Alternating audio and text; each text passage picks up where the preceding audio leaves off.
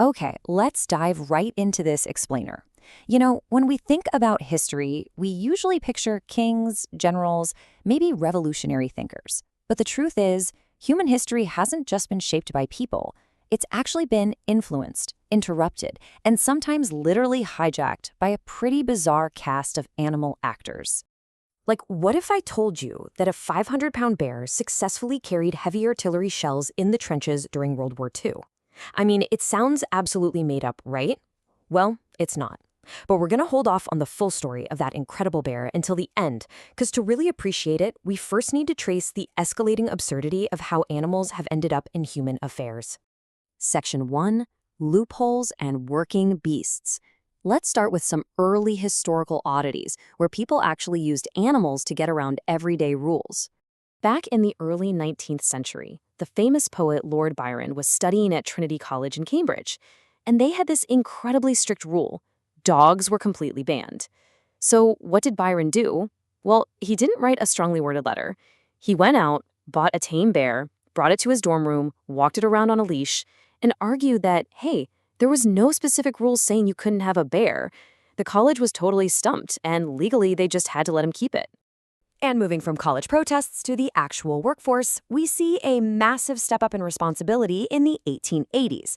Down in South Africa, a railway worker named James Wide tragically lost both of his legs in an accident. Since he couldn't do his physical duties anymore, he actually trained a baboon named Jack to operate the complex railway signal levers for him. When officials found out, they investigated, expecting a total disaster. But they were so incredibly impressed that they officially hired Jack. And for 9 straight years, he operated those levers flawlessly. His official compensation? Regular wages and half a bottle of beer every single week. Now that absurdity carries right over into the courtroom, which really shows you the weird legal status animals used to have. In medieval times, animals were actually considered moral actors who were subject to human justice. So in 1510 France, a group of rats was literally summoned to court for destroying a field of barley. Obviously, the rats failed to show up, but their defense lawyer, a guy named Bartholomew Chasson, stood up and argued that attending court would put his clients at grave risk of being eaten by the local cats and dogs. And since human law said you could be excused from court if your life was in danger, the judge agreed. The rats had a valid excuse, and the trial was indefinitely postponed. You really can't make this stuff up. Which brings us to Section 2, Animals in High Office. Moving beyond the workforce and the courtroom, things escalate to a whole new level when animals start holding political office and actual military ranks. The crazy thing is, this isn't just an isolated joke. We humans actually love electing and appointing animals. Take Sir Nils Olaf, for instance. He's a king penguin living in the Edinburgh Zoo, and he is a literal major general in the Norwegian Kingsguard who regularly inspects the troops. Or in Sino, California, a black lab mix named Bosco was elected honorary mayor, running on the rock-solid campaign promise of a bone in every dish. And down in Brazil, as a massive protest against political corruption, over 100,000 citizens voted to put a zoo rhinoceros named Cacareco on the city council. Then you have a candidate weighing in at exactly 145 pounds.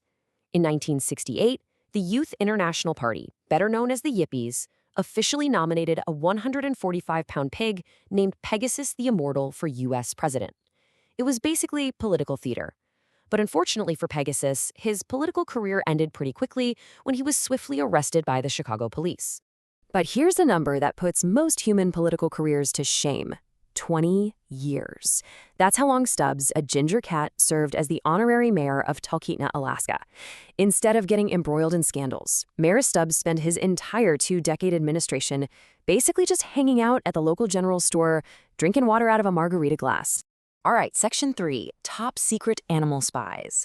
Let's see how this trend builds into the high-stakes, highly classified, and frankly baffling world of military espionage.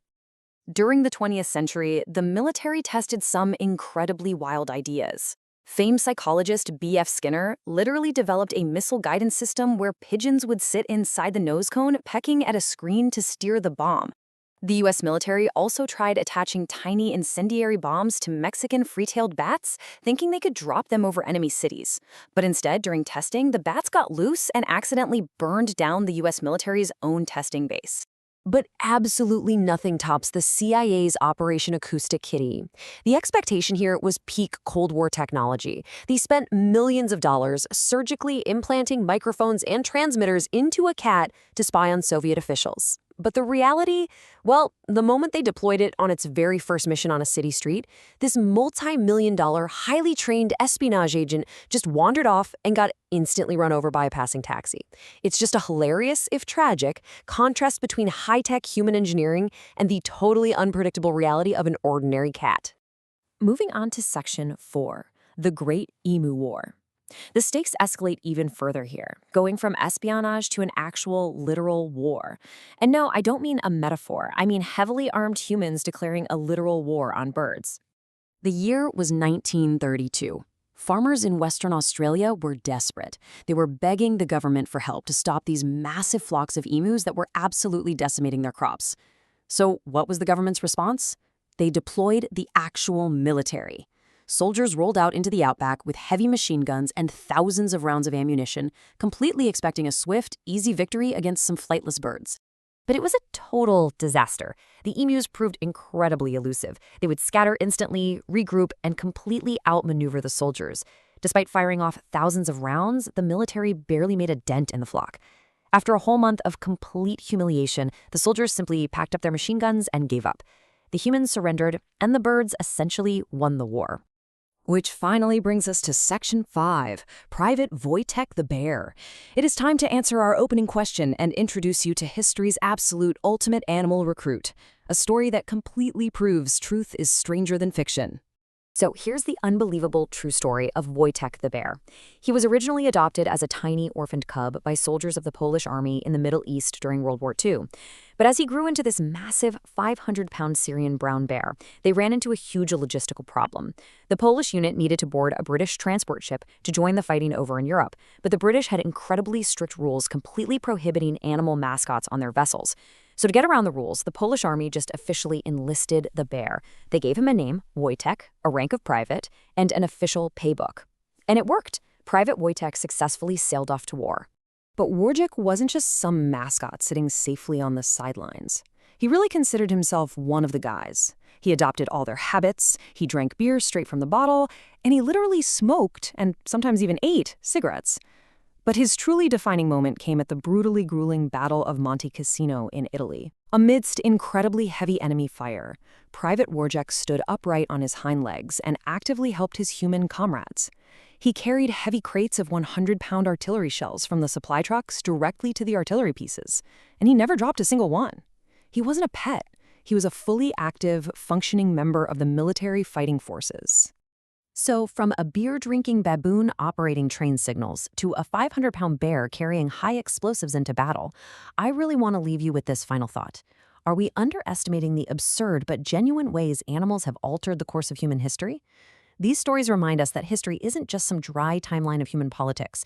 It's far stranger, much wilder, and infinitely more fascinating than the textbooks suggest. Thanks for joining me for this explainer today.